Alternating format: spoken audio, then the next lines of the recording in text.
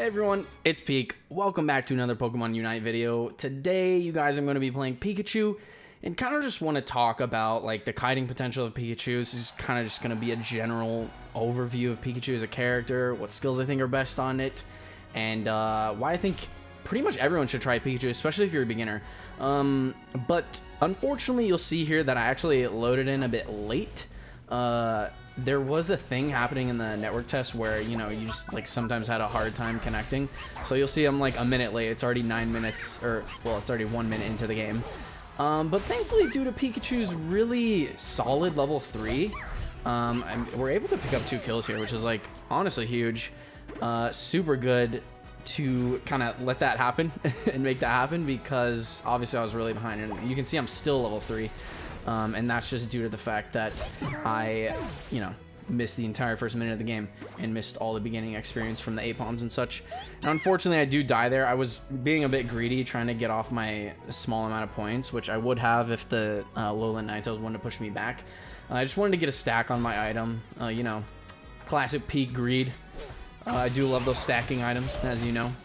But, you know, they're not always the best choice. But that's, you know, that's kind of why I was doing that.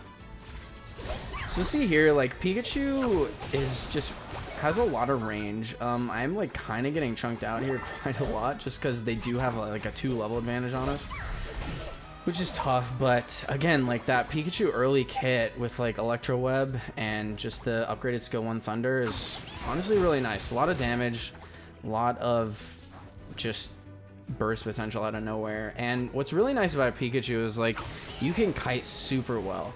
And basically what I mean by that, for those who aren't really familiar with that term, is just like you can run away from people while still like kind of using your abilities and weaving them in and out. And because like these are ground targeted abilities, the 2 abilities that you'll see me go are Thunderbolt and Thunder here in this game with Pikachu. One is a ground targeted stun, and one is ground targeted just damage, maybe like 3 or 4 pulses worth of damage in an area. And they're both ground targeted, and you can kind of like run away from your opponents and get a healthy amount of distance so that you're basically safe. Because I mean, Pikachu is a ranged character. It's this type of like caster mage character that you want to make sure you're keeping your distance from, because you can very easily get blown up if you get locked down, if you get crowd controlled or slowed or hindered, as they call it in this game.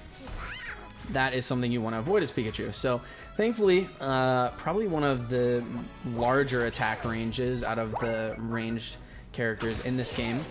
Pikachu has that, so, you know, we're just going to try and abuse that during this game and slowly work our way back with getting the missed experience that we kind of missed out on at the beginning of the game. You see, we are level 7, so should be about tied up with the Lowland Ninetales in this bottom lane. So but you'll see they're now level 8, so yeah, still quite not caught up, unfortunately, but we will be able to get there for sure. So my Greninja's taking a lot of damage, unfortunately, but again, like the zoning capabilities and just the range on Pikachu's 2 different abilities, being able to ground target and select where you want to use them, I find that like it's really tough on the switch controls. I'm of the opinion, you guys, and I know a lot of you aren't going to like this, that the switch controls aren't as great as the mobile controls. Now that comes from someone who has a lot of experience in mobile MOBAs and is familiar with, you know, those controls, and I'm just a lot more comfortable with them. However, like you'll notice like the speed in which my reticle is able to like go to the places I'm trying to ground target is a lot slower than you'd like it to be, and that's just because like you're panning the skill direction with the right control stick of the Switch controller, or I guess the Pro controller or the Joy-Con, whatever you're using. And you know, so I will eventually switch to mobile once that comes out in September. And a little bit of a boo-boo here. I should have definitely stayed on the pad just to maintain the shield. I had thought there were berries over there, but there weren't. So a bit of a misplay on that. I definitely would have survived. It would have been close, but I do not think the Cinderace would have been able to kill me there if I would have just camped the shield that you get from standing on top of your goal. So a little bit of a mess up there. Now you notice here, something I do want to point out is that like I'm taking the buffs. And a lot of people would be like, you're stealing it from the jungler.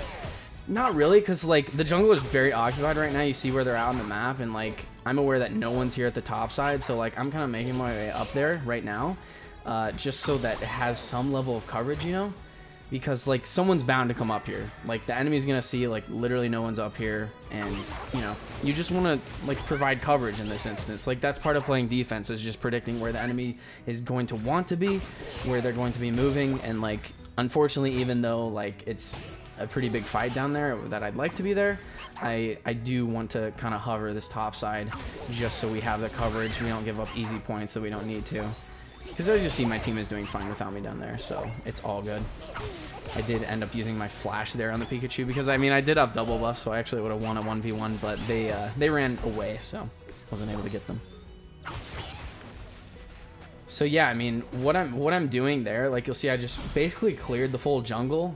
Our Machamp really wasn't able to do that. Like they were just fighting down here for bot, for this Dreadnought the entire time. So I really wanted to ensure that like the valuable experience points on the map were not being wasted. Like get those things on respawn. You'll see, like if you look at the mini map now, those things are already on respawn. Like I still have the 2 buffs. Well, I guess I have the 1 buff, but the buffs are already respawned. So like the thing is, like if you are wasting experience on the map in this game, it is super detrimental to staying ahead in this game.